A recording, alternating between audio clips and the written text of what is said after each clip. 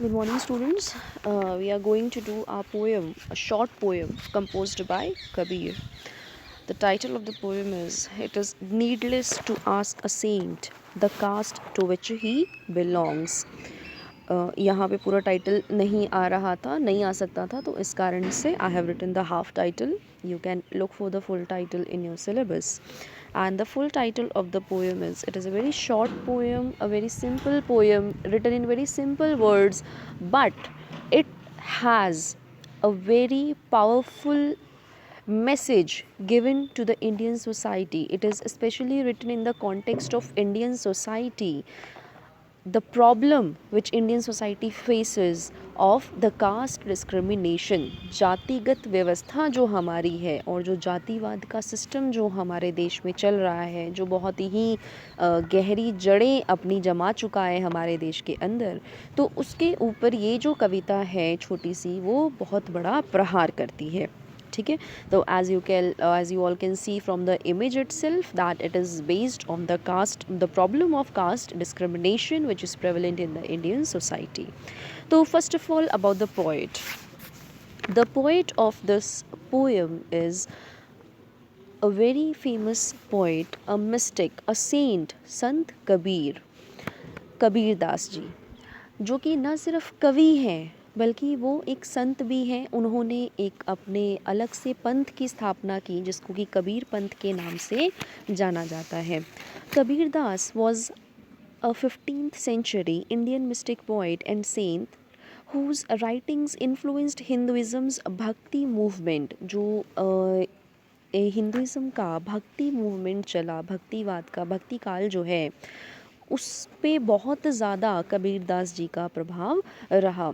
And his verses are found in Sikhism's scripture Guru Granth Sahib. गुरु ग्रंथ साहिब जो है, जो कि आपको पता है होली बुक है ऑफ द सिख धर्म की, तो उसके अंदर क्या है, कबीर दास जी के जो दोहे हैं और जो भी उनकी राइटिंग्स हैं, पोएम्स हैं, वो उसमें गुरु ग्रंथ साहिब में पाई जाती हैं. His early life was in a Muslim family, but he was strongly influenced by his teacher, the Hindu Bhakti leader Ramanand. Kabir was born in Varanasi. तो पहले इनका जो जन्म हुआ कबीर दास जी का, वो मुस्लिम फैमिली में हुआ, बट इनके जीवन पर काफ़ी ज़्यादा प्रभाव था इनके गुरु का, जो कि रामानंद जी थे, जो कि हिंदू भक्ति लीडर थे. तो ही एस्टैब्लिश्ड कबीर पंथ की इन्होंने अलग से स्थापना की. तो Kabir was critical of both Hinduism and Islam. तो उन्होंने अपने जीवन काल में उन्होंने दोनों देखा. एक तो हिंदुइज़्म भी देखा और मुस्लिम जो है, मुस्लिम समाज जो है, मुस्लिम सोसाइटी है, वो भी उन्होंने देखा. तो क्या है, इनके ऊपर दोनों का प्रभाव था. तो अब तो दोनों की कमियां इनको पता थी, तो इन्होंने एक अलग से पंथ की स्थापना की जिसको कि कबीर पंथ कहा जाता है, जो कि क्या है, it is a very critical of the social structure, जो कि हमारा हिंदुइज़्म में काफ़ी ज़्यादा प्रेवलेंट है.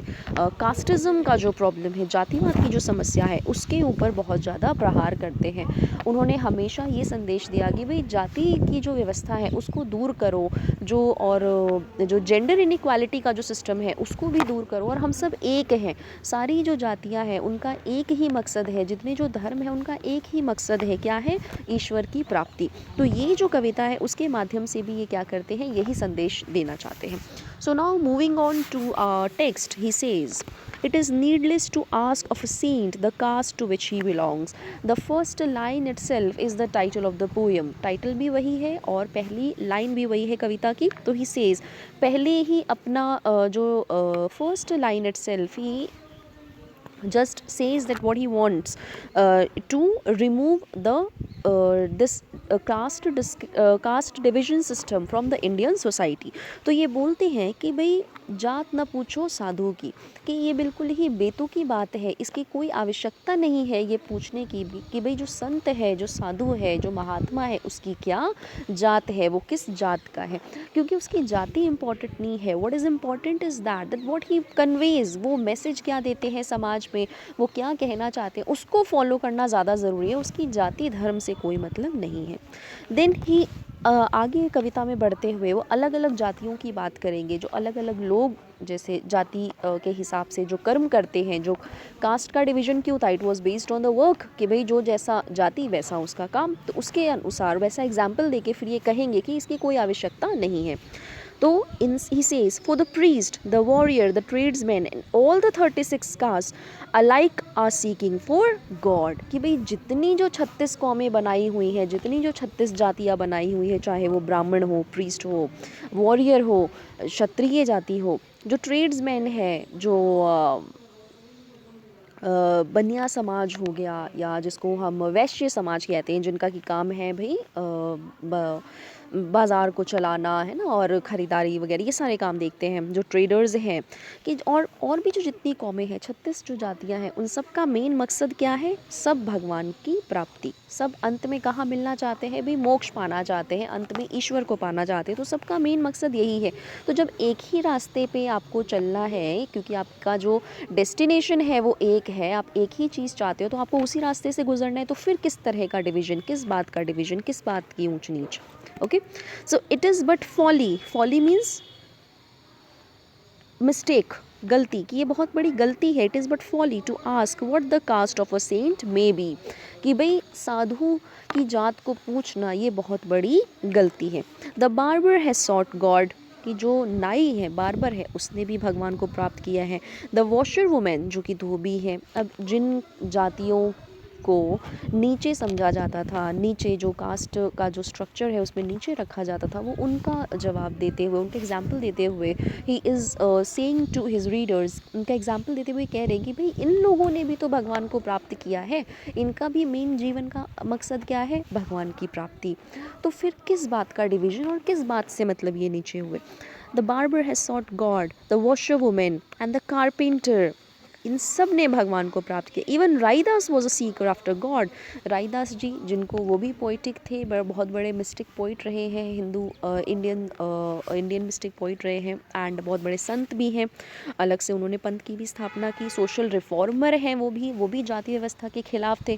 तो उनका एग्जाम्पल देते हुए कहते हैं कि भाई राइदास जी भी क्या कर रहे थे, वो भी भगवान को प्राप्त करने की ही बात कर रहे थे। वो भी यही कह रहे थे कि भाई सबको जब भगवान की ही प्राप्ति करनी है, अंत में हम सबका जितने जो मनुष्य है, किसी भी जाति के हो, उनका मेन मकसद क्या है, भगवान को प्राप्त करना।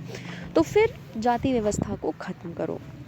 The rishi Swapacha was a tanner by caste, जो ऋषि है स्वपचा, उनका नाम लेते हुए कहते हैं कि भाई वो कास्ट अपनी जाति के द्वारा क्या थे, उनका जन्म एक टैनर जाति में, टैनर मीन्स जो कि चमड़े का काम करते हैं, और जो डेड एनिमल्स हैं उनकी बॉडी से स्किन को उतारते हैं और उससे चमड़ा बनाते हैं। तो उस जाति में उनका जन्म हुआ था। लेकिन फिर भी वो इतने बड़े प्रबुद्ध, इतने महान ऋषि हुए, सारी दुनिया ने जो उन्होंने कहा उसको अपनाया। ठीक है, तो Hindus and Muslims alike have achieved that end where remains no mark of distinction. तो he says